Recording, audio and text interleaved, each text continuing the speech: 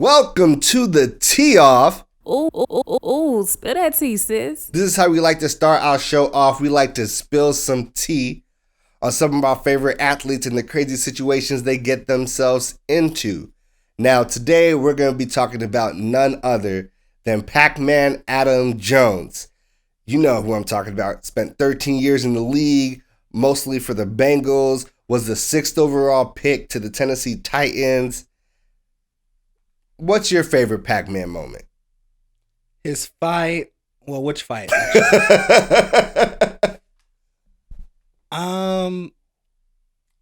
There's so many to pick from. It was really weird. He had actually a really quiet season in Dallas in 2008, I want to say. When the Cowboys were on Hard Knocks, he was actually a pretty good comedic relief for that season. But probably one of his fights, my best moment. He's a fiery guy. He talks a ton of shit, gets in trouble on and off the field. Some of his off-field, like crazy shit that happens is actually more interesting. Nightclub shootings and shootouts and all kinds of... Yes, nigga. That's what got him... That got him released from Dallas. How do you get released from Dallas? Which they signed him after he had already been in trouble. So if Dallas says it's too much, it's probably too much. You're probably doing the most. And if you have been fights on the field, yelling on the sideline, and you're in nightclub shootouts, that's probably too much for most NFL teams. All right. My favorite PacMan moment is where he gets caught, like, putting extra chips on the table at a casino. Like, cheating at the casino. Mm-hmm. They catch him on camera. And, like, he basically goes off on the security after he got caught. Just indignant that he got caught.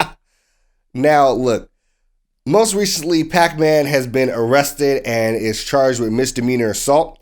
According to court documents, he punched and kicked an employee of a bar until the person was unconscious. Now, why can't PacMan just keep his hands to himself?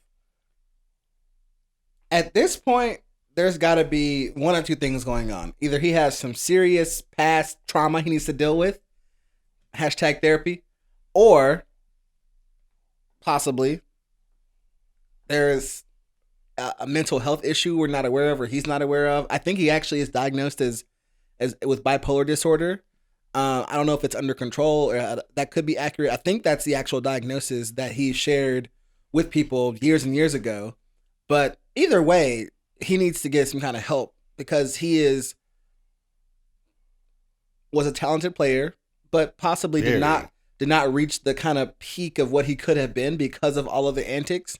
And now he is a retired player who needs to ostensibly live as a normal human being for another 30 or 40 years until old age.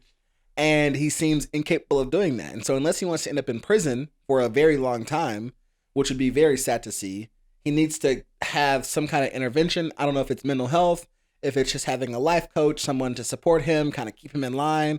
You know, like homeboy from last week who tried to stop his friend from Marlon. What's the guy's name? Oh, Mark Walton. Mark Walton from last week's Tee Off. His friend who tried to stop him from busting down that Pizza Hut. He needs somebody like that in his life who's gonna stop PacMan from being PacMan, from beating up people in bars and shooting up nightclubs and all that shit. I mean, you remember when PacMan slapped the shit out of the Atlanta airport worker at the airport? Like, and they got that one on video too.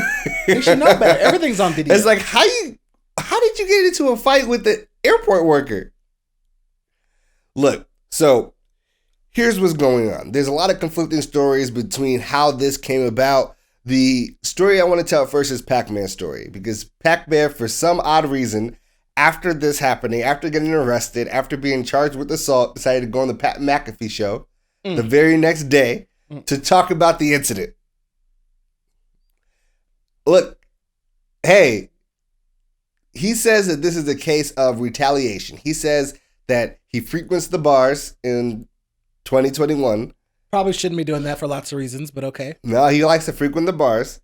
And the bouncer at the bar that he was at this day was at another bar a previous day, and he got kicked out. So there's some beef. Yes. So, of course, he's saying that bouncer then came and wanted to abuse his power in this situation. and then, fuck with Pac-Man and Pac-Man's crew. Pac-Man alleges that he was not even a part of the fight until it was almost over. No. So he's saying he hit back. He's saying that he was talking to the DJ, trying to get him some Jacquees on, some Lil Baby, some Dub Baby. He said he was trying to get the club turned up right. Pac-Man, an angel to society, was trying to help the public good. Put the DJ on the right path. Maybe with Lil Baby, but not the... Set the shit on fire.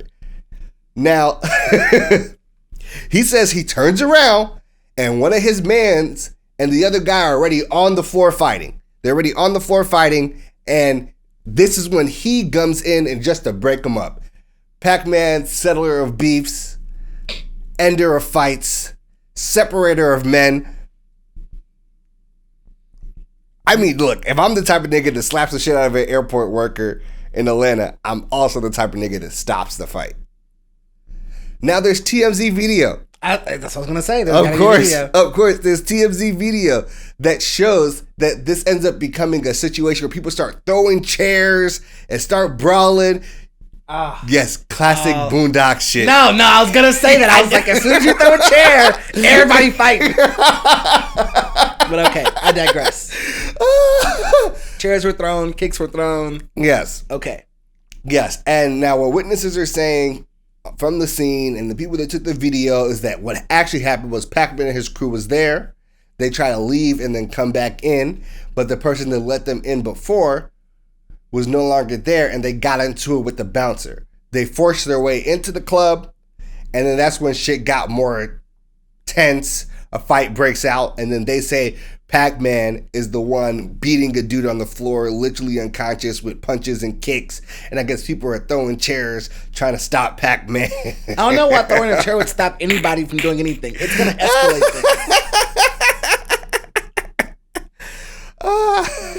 I'm just saying, after you have to pay millions of dollars in a settlement from a club shooting, why are you still going to the club, nigga? Well, first, that. Second, COVID. Third, if he truly frequents the clubs, isn't there always another club he can go to? Look, I'm just saying, nigga, like, nothing good ever happens at the club. Nothing. No. Granted, I have seen a nigga get his shit stomped out unconscious by a bouncer at the club, and they tossed that nigga on the side of the street and just left it there to wake up. I took a photo.